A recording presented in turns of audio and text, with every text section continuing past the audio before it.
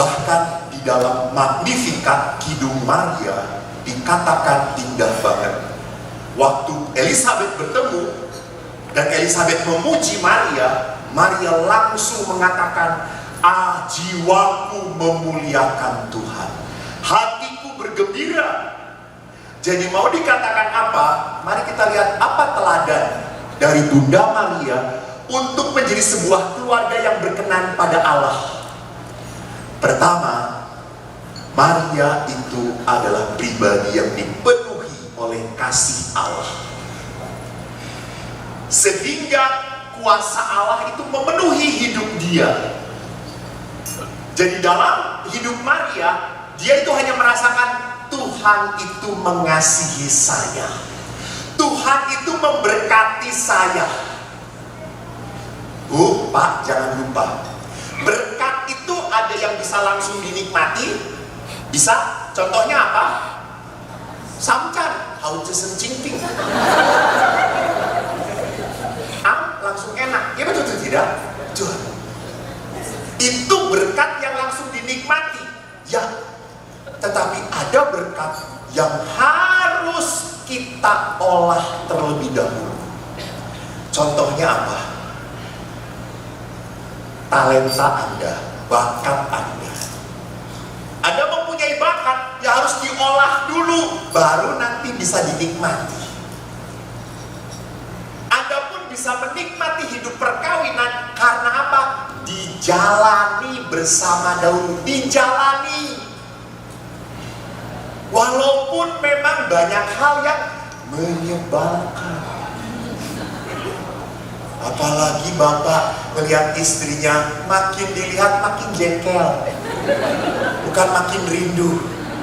Dan ibu lihat bapak, melihat, ya Tuhan, sudah rambut habis, banyak komplain, tidur ngorok. Bahkan ada pernah ibu-ibu yang berdoa di depan Bunda Maria, Tuhan tolong dengarkan doa anakmu ini. Dulu kau persatukan dia dengan aku sebagai anugerah yang terindah. Namun Tuhan, setelah 20 tahun perkawinan aku sudah tidak tahan Tuhan. Jadi kalau kau mau memanggil malam ini silahkan Tuhan. Saya rela banget Tuhan.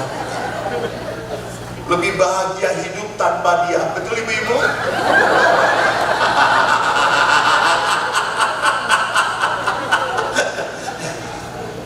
Tetapi jangan lupa bahwa saya banyak mendengarkan kesaksian suami istri yang bertahun-tahun bertahan hebat. Maka itu indahnya perkawinan. Saya selalu mengatakan perkawinan itu dahsyat, benar-benar dahsyat. Kalau Anda perhatikan, coba nanti siapa yang di sini duduknya dengan pasangan cukup banyak yang kelihatan. Anda lihat wajah suami istri makin lama makin mirip. Betul, makin mirip. Karena tidurnya kan bareng terus. Dia bernapas, gua isep, gua napas, dia isep. Lama-lama terbentuk. Coba perhatikan. Udah berapa tahun? Iya benar, makin sama. Cuma beda kelamin doang. Sudah berapa tahun? 46 tahun. Wow. Saya doakan sampai 50 tahun. Menikmati. Si ibunya amin, si omnya cukup. Jangan gitu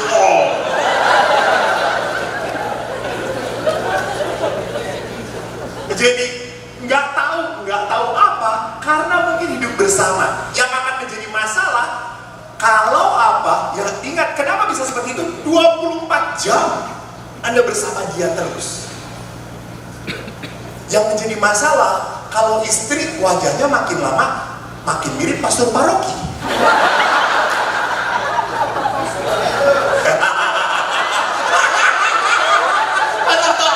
Pastor Petrus. Ya saya amini, karena nggak mungkin ibu-ibu banyak datang ke pastor Toto, pasti pastor Petrus. Ibu-ibu tahu Sari yang ganteng-ganteng lah ya.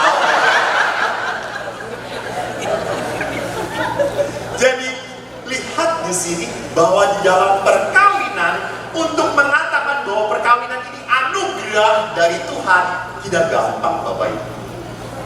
Tidak mudah. Tapi kita harus sadari beberapa hal yang harus kita lihat. Pertama, perkawinan itu karya Allah, karya Tuhan. Maka perkawinan kalau karya Tuhan, jangan lupa, hanya bisa bertahan kalau bersama Tuhan. Apalagi Yesus di dalam Injil mengatakan, apa yang dipersatukan Allah tidak boleh diceraikan manusia. Yesus mengatakan apa yang dipersatukan Allah. Jadi memang perkawinan itu kehendak siapa? Tuhan. Sama aja, kehendak Tuhan. Maka seringkali saya itu seringkali mengawinkan orang. Menikahkan. Ada bedanya ya dok ya. Dokter langsung berprotes, menikahkan. Tapi tidak ada sakramen pernikahan dokter, ada sakramen perkawinan. Jadi kan ngawinin orang toh gitu. Jadi saya berkali-kali memberikan sakramen, tapi belum pernah menerima sakramen. Tidak mau saya. Saya bukan tidak tertarik pada wanita, tertarik, tapi saya tidak akan kuat bersama wanita. Cukup. Saya pernah dengan ibu-ibu konsultasi. Kan ibu-ibu kalau punya masalah larinya kepada pastor toh. Karena suaminya sudah tidak mau mendengar lagi. Sudah capek. Si ibu itu ngomong 1 jam sampai saya tidak sempat ngomong. Terus ya Allah, kata saya. Dan setelah 1 jam ibu itu capek ngomong, saya berkata, Bu, sekarang saya ngomong. Cukup pastor, tidak perlu pastor ngomong, tidak perlu pastor nasihati. Saya sudah tahu semuanya. Yang penting saya sudah ngomong. Terima kasih, saya sudah lega pastor. Mari pastor, saya pulang dulu. Asem kata saya itu. Si ibu itu lega, saya menderita. Maka setelah ibu itu pergi, saya langsung ke kamar mandi, saya buang semuanya. Jadi saudaraku, lihat bahwa apa yang dipersatukan Allah itu misteri. Kenapa kok bisa Anda tertarik dengan orang yang seperti itu? Ayo, kenapa? Coba tatap pasangan Anda. Kok bisa ya? Kok bisa gitu ya?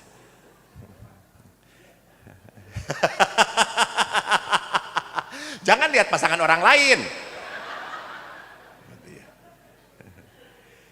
Jadi di situ misteri. Saya sering menikahkan orang laki-lakinya ganteng, perempuannya saya aja sebagai laki-laki, ya ampun perempuan gitu ya. Udah masih muda, maaf ya, overweight di mana-mana gitu ya. Lalu saya tanya kepada pasangannya pas perempuannya ke WC, kamu memang mau menikah dengan dia? Iya Romo. Wow, gitu ya. Apa bagusnya? Lalu anak itu berkata, Romo tidak melihat yang saya lihat. Edan.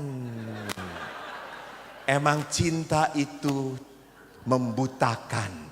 Sampai lu jadi blow on. Betul toh?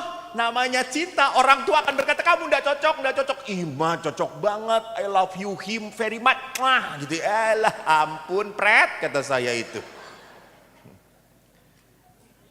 Jadi itulah sebuah perkawinan. Coba sekarang saya tanya saja. Sewaktu Anda menikah, pasangan Anda itu kan bukan siapa-siapa. Betul atau tidak? Ya toh, kan dia anak orang lain. Dan Anda tidak boleh saudara sekandung, incest namanya. Dia itu bukan siapa-siapa.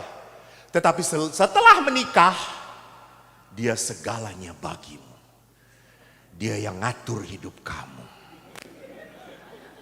Dia yang ngatur keuangan kamu. Dia yang selalu tanya kau di mana sekarang. Dengan siapa? Kok ada suara wanita di situ gitu. Modar nggak Anda gitu ya. Pertanyaan saya, kalau Anda rasakan lebih jatuh, lebih sedih kehilangan orang tua atau pasangan? Ya, pasangan, betul. Kebanyakan seperti itu.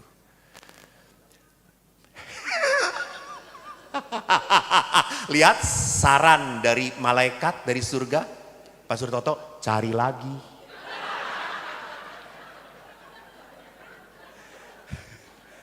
Lihat, pastor dari Padang, bukan dari Bandung. Si Omal masukkan dalam pencobaan. Tapi boleh kalau udah meninggal, boleh kok. Maka saya kalau kedatangan orang konsultasi, pastor saya mau cerai, saya kasih pisau, bunuh dia, bunuh. Karena hanya kematian yang memperbolehkan. Maka sering kali saya dalam perenungan perkawinan, coba sekarang ngobrol berdua. Saya kalau dalam rekoleksi, saya selalu biarkan suami istri ngobrol berdua. Coba ngobrol berdua, siapa yang duluan meninggal? Loh, harus mempersiapkan. Siapa yang duluan meninggal, siap atau tidak? Dan kebanyakan perempuan mengatakan tidak siap. Kebanyakan perempuan. Jangan, saya nggak kuat kalau engkau duluan. Nggak kuat, saya nggak kuat. Dan suami selalu siap.